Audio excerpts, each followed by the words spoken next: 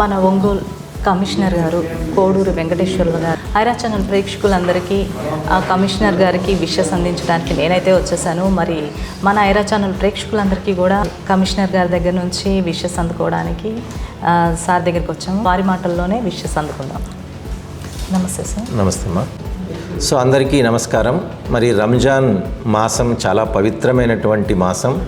ఈ మాసంలో మరి మత ప్రవక్త ఏదైతే ఒక దివ్య మాసంగా దీన్ని ముస్లిం సోదరులకు అందించి వారిలో సెల్ఫ్ డిసిప్లైన్ని నేర్పిస్తూ మరి ఉపవాస దీక్ష, అత్యంత కఠోరమైన ఉపవాస దీక్ష చేయడం ద్వారా వాళ్ళందరికీ కూడా సెల్ఫ్ కంట్రోల్ అంటే ఆత్మ నిగ్రహాన్ని ఇది అందిస్తుంది.